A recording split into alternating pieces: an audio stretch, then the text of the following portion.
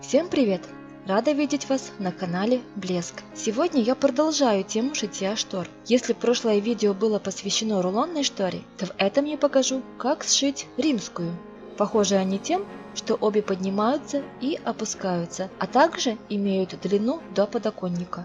Но подъемный механизм у них совершенно разный. Если ролеты накручиваются на планку, то римские шторы собираются в горизонтальные складки.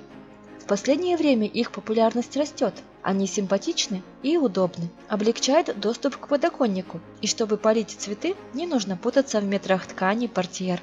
Короткие до подоконника шторы не закрывают батареи, и тепло идет в комнату, а не в оконный проем. Зимой можно погреться у радиатора или досушить постиранные вещи, но, к сожалению, купить готовую римскую штору – удовольствие не из дешевых. Хотя ткани для нее потребуется в разы меньше, чем для привычных занавесок с пышными складками. А вот подъемный механизм и все необходимые комплектующие стоят немало. Поэтому в этом видео я покажу, как сшить римскую штору самому из простых, недорогих и доступных материалов. Нам потребуется ткань, шторные ленты, можно взять любую тесьму, даже атласную, шнуры, кольца и направляющие крючки для шнуров, рейки для натяжения ткани и формирования складок.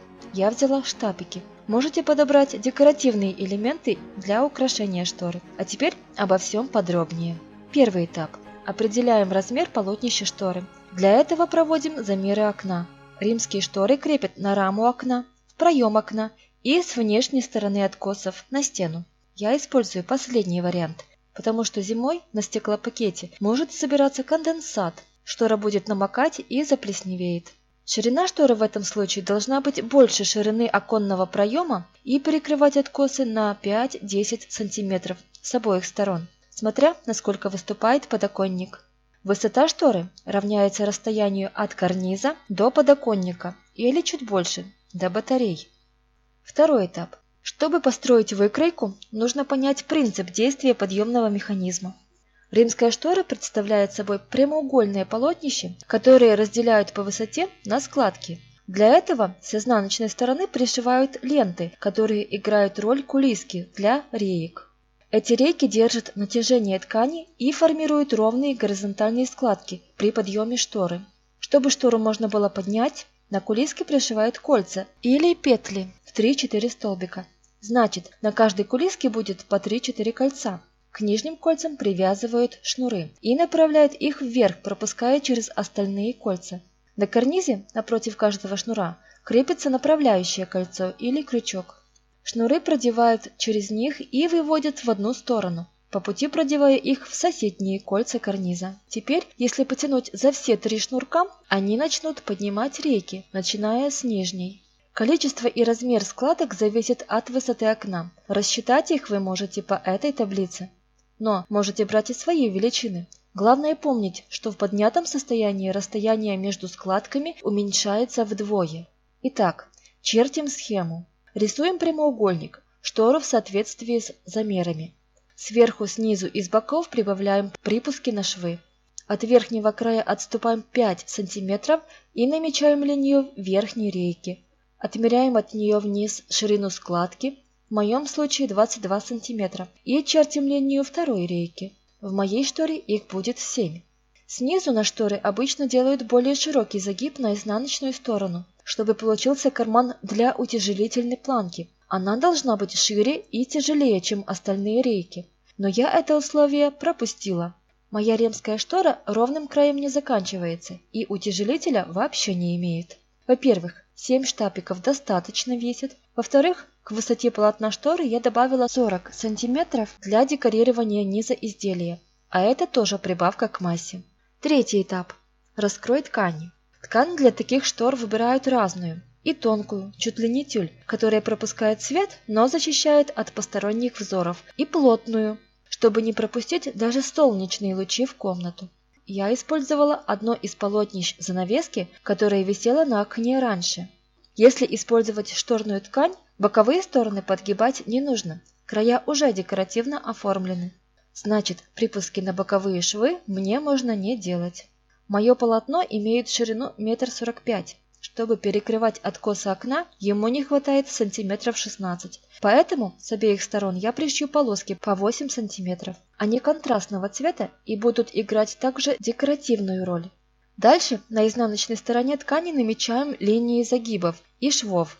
Это верх полотна. Первые две линии позначают загибы для припусков. На расстоянии 5 см от них будем пришивать ленту для кулиски. Отмечаем линию первого шва, а через 2 см линию второго шва. От линии первого шва отмеряем ширину складки 22 см и снова чертим две линии с шагом 2 см для второй кулиски.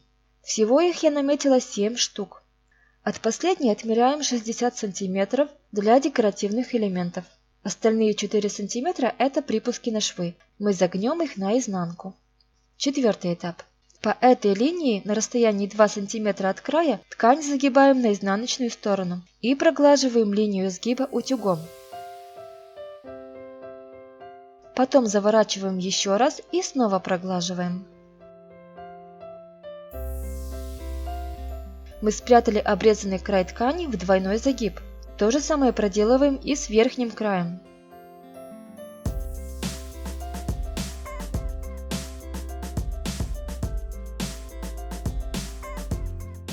Теперь закрепляем складку швом. Ткань у меня тонкая и скользящая. Швейная машинка стягивает ее, как бы я этот прибор ни настраивала. Выход я нашла в интернете.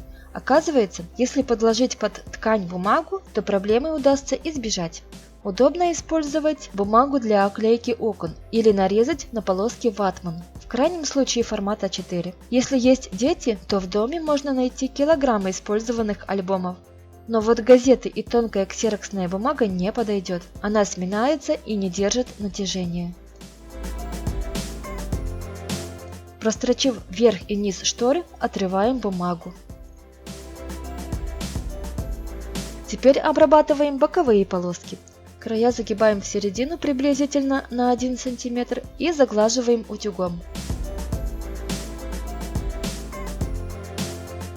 Полоска в 2 раза шире, чем нужно. Складываем ее вдоль пополам и снова проглаживаем. Этих полосок нужно 2. Длина такая же, как и длина основного полотна. Даем строчку по самому краю.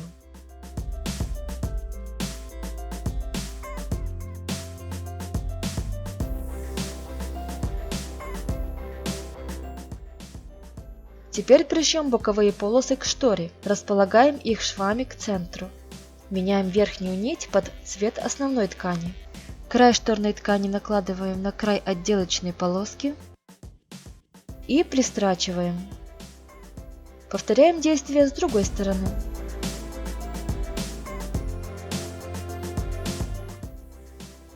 Основа под римскую штору готова. Теперь я хочу украсить ее 2 вертикальными полосками. Для этого взяла 5-сантиметровую атласную ленту. Цвет подобрала такой же, как и у боковинок. Торцы лент прижигаем, чтобы не растрепались. Дальше я собираюсь приколоть ленты на расстоянии 20 см от боковых сторон. Начинаем с верхнего края. Подгибаем срез ленты и начинаем пришпиливать.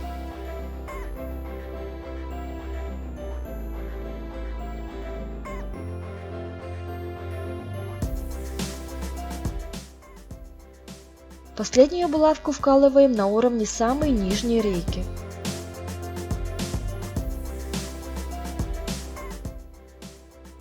Остальную часть ленты оставляем свободной.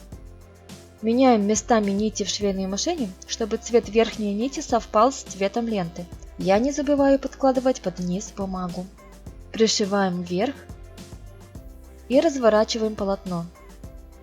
Пристрачиваем одну сторону.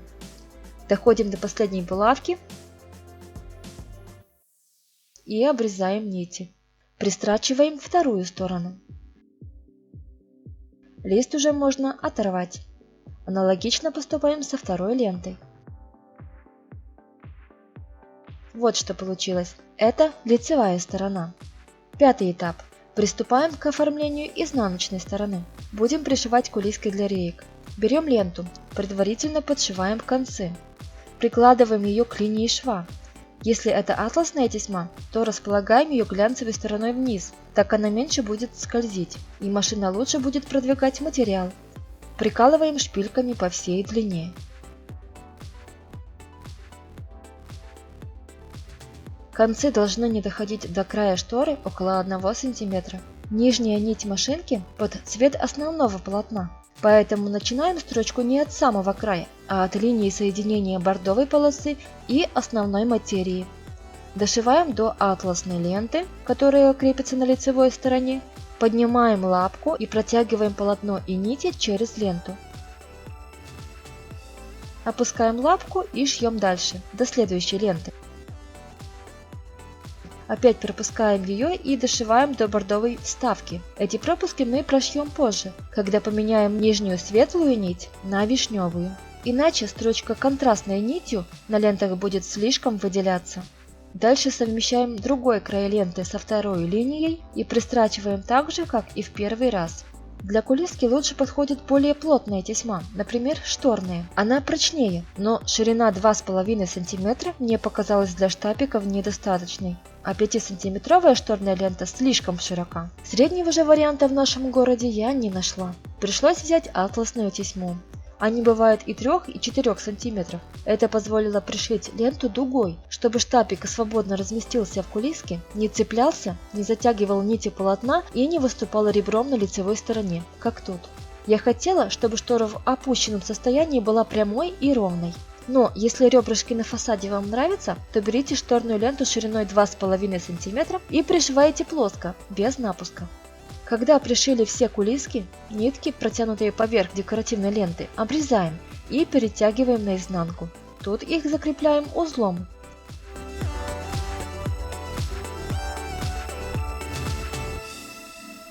Теперь меняем нижнюю нить на вишневую и пришиваем тесьму по декоративным лентам.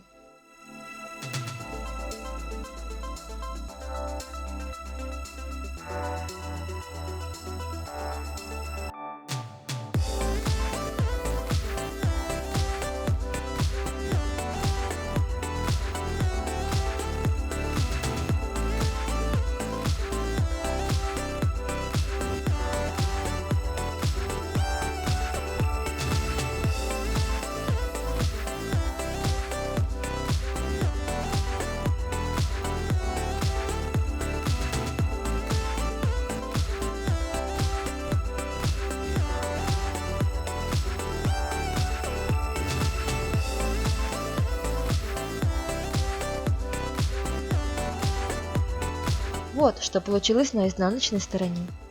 Шестой этап. Пришиваем кольца на кулиски в 3 ряда. Первый и третий ряд за 3 см от края, второй ряд по центру шторы. Я подобрала пластиковые колечки из бельевой фурнитуры диаметром 1 см. Кольца можно заменить петлями. На этом основные этапы работы закончены. Седьмой этап. Переходим к созданию декора. От нижней кулиски до нижнего края полотна по центру прикалываем шторную тесьму. Пришиваем ее 2 строчками.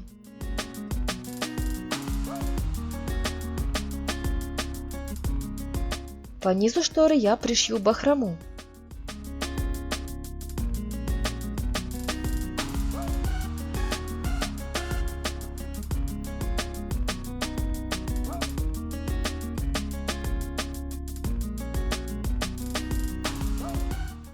Это торец дорожки, из которой я сделала боковые полосы.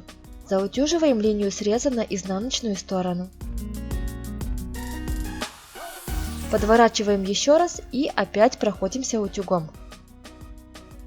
Теперь надо приметать элемент к нижней кулиске по центру, лицевой стороной вниз.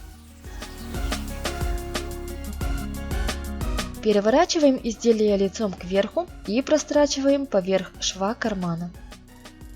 Теперь закрепляем нити шторной ленты.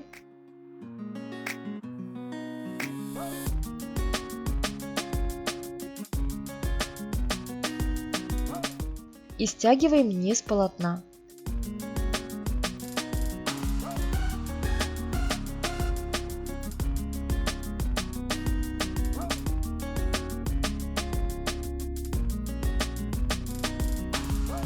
Осталось закрепить концы атласных лент. Подворачиваем их на изнаночную сторону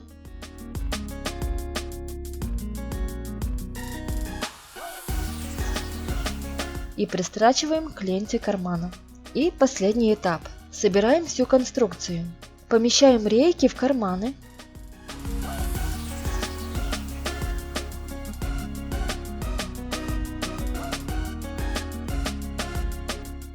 Продеваем шнуры через кольца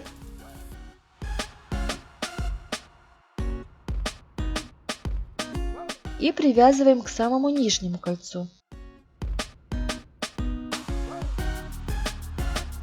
Длина каждого шнура равняется двойная высота шторы плюс ее ширина.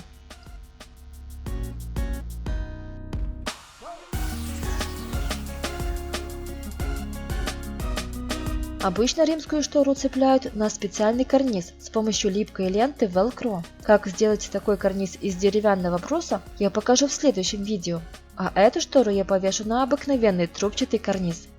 Напротив каждого из 3 шнуров в трубе нужно просверлить сквозные отверстия. И еще одно сбоку от шторы. Закрепляем в них крючки или кольца. Крючки предварительно замыкаем в кружок плоскогубцами. Первый шнур проводим через первый направляющий крючок и выводим в сторону второго крючка. Продеваем первый вместе со вторым шнуром отверстия и направляем их к третьему крючку. Там прибавляем третий шнур и продеваем их все через третий и четвертый крючок. Натяжение всех шнуров должно быть одинаковым. Завязываем узел. Остальную длину можно заплести косичкой. Римская штора готова. Можем протестировать. Подведем итоги. На римскую штору размером 1,60 м на 1,70 м пошло 2 метра 8 сантиметров полотна, включая боковые вставки, 11 метров 20 сантиметров тесьмы для реек, 11 метров шнура, 7 штапиков, 21 кольцо, 4 направляющих крючка, 4 метра атласной тесьмы шириной 5 сантиметров для декора и 2 метра бахромы. По моим подсчетам, заказ пошива подобной римской шторы у специалистов обойдется как минимум в 3 раза дороже. В следующем видео я продемонстрирую немного другой способ пошива и крепления римских штор. Не пропустите! Если понравилось, ставьте лайк и подписывайтесь на канал. Спасибо за внимание и всем пока!